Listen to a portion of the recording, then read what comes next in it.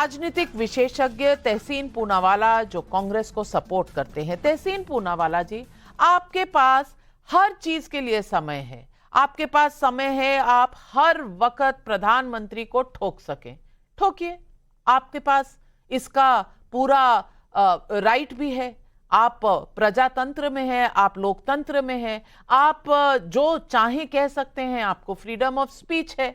लेकिन कभी कुछ इस पर भी बोल दीजिए कि सनातन पर क्या स्टैंड है कांग्रेस पार्टी का। कभी इस पर भी बोल दीजिए कि 2023 में बच्चे स्कूल जाने के लिए नदी क्यों पार कर रहे हैं और नदी पार करते करते बेचारे जान भी गंवा रहे हैं। 2023 में यही प्रशासन है, यही गवर्नेंस का मॉडल है और यही आपका लोकतंत्र है, जहां एक धर्म के लोगों को टारगेट करके उनके धर्म को भी टारगेट किया जा रहा है और कहा जा रहा है सनातन को हटा देना चाहिए इस दुनिया से। गांधी जी को भी भूल गए। नमस्कार नाविका जी। गवर्नेंस का मॉडल क्या ये होगा कि जब कल अनंतनाग में हमारे वीर यूनिफॉर्म में शहीद होते तब भारतीय जनता पार्टी के हेडक्वार्टर्स में पार्टी चलती, सेलिब्रेशन चलते, वहां पे माननीय प्रधानमंत्री आते और एक शब्द नहीं करते जो लोग हमारे तिरंगे के लिए शहीद हुए। ठीक उसी तरह जब पुलवामा में हमारे वीर शहीद हुए थे, प्रधानमंत्री महोदय ने एक रैली किया था, उत्तराखंड में रैली किया था और वहां पे हमारे वीर सैनिकों का नाम नहीं लिया था। ये मॉडल होगा गवर्नेंस का। कि गवर्नेंस का मॉडल वो होगा कि टाइम्स नाउ पर आपके सामने भाजपा के प्रवक्ता, शायद मेरे भाई गौरव भाई ने भी कहा था कि मोरबी ब्रिज में जो लोग मरे हैं या जो शराब घोटाले में मरे, और उन पर उनको इंसाफ मिलेगा। मिला इंसाफ? गुजरात में मिला इंसाफ। आज सबसे अधिक शराब किस प्रदेश में बिकता है इलीगली, अवैध तरीके से? गुजरात के अंदर। एक भी ठेकेदार पकड़ा गया?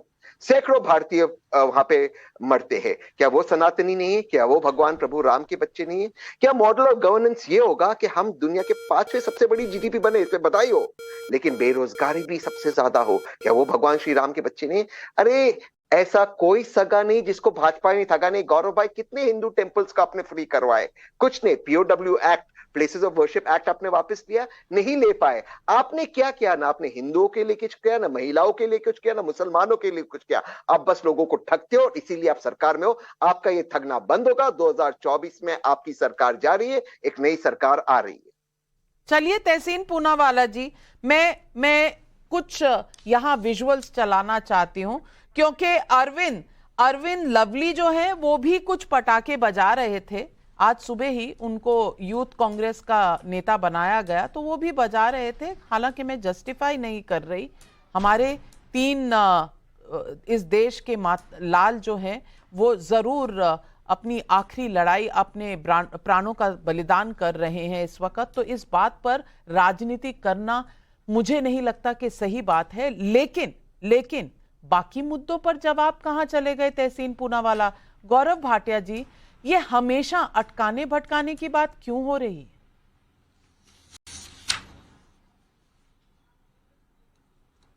सर्वप्रथम तो मैं जो आज चर्चा का विषय है उस पर ही केंद्रित रहूंगा। नाविका जी, सबसे पहले तो जो लोग कह रहे थे कि अभिव्यक्ति की आजादी, संविधान बचाना है, लोकतंत्र खत्म हो गया है, अब नाविका जी जैसी एंकर भी उनको भाती नहीं है। नाविका जी, आपके शो में तो कांग्रेस के प्रवक्ता कब से नहीं आ रहे। ये घमंड देखिए इनका कि जो लोकतंत्र का चौथा स्तंभ है मीडिया, उस पे भी प्रहार कर रही है क्योंकि आप इनको लॉलीपॉप नहीं देती हैं, आप इनसे वो सवाल नहीं पूछती हैं जो ये आपको बताएं। आप अगर एक प्रखर निर्भीक पत्रकार हैं तो देखिए तहसीन भाई तो तैयार होके यहां बैठे हैं, लेकिन बाकी प्रवक्ता में तो इतनी हिम्मत भी नहीं है कि एक निर्भीक पत्रकार के सामने बैठ जाएं।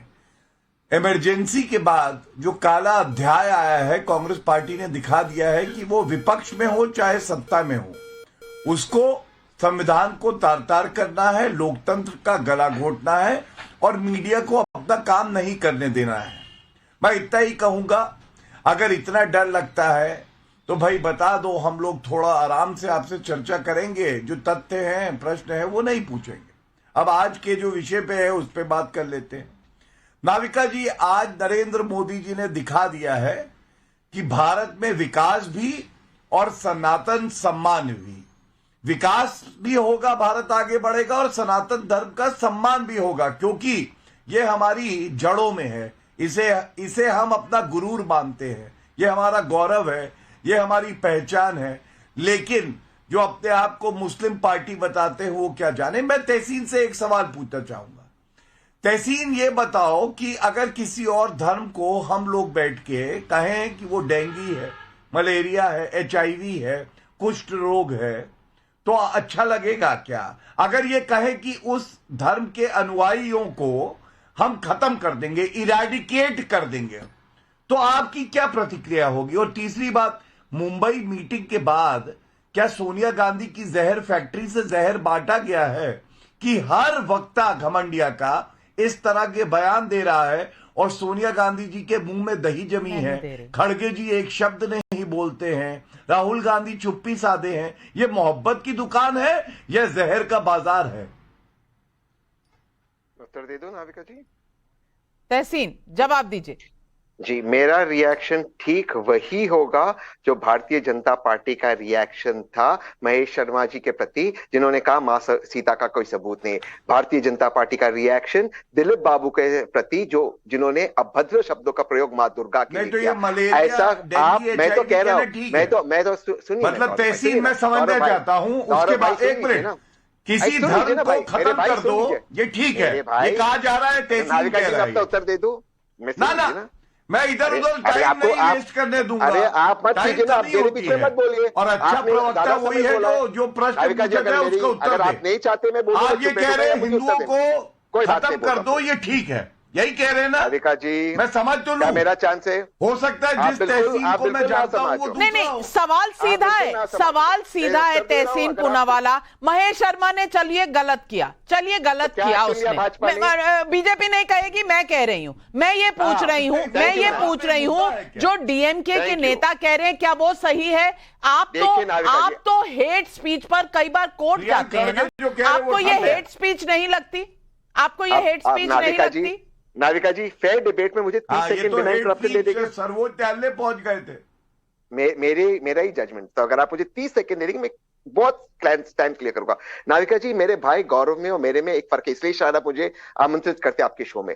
जो गलत है उसको तहसीन पूनावाला गलत कहता है, मेरे में हिम्मत है कहने को कि उदयनिधि स्टैलिन और खड़गे के बेटे गलत थे। इनमें हिम्मत नहीं है कहने को महेश शर्मा जी गलत है। आप तो कह रहे हैं, पर जिस पार्टी को आप सपोर्ट करते हैं वो कहने में क्यों घबरा रही है?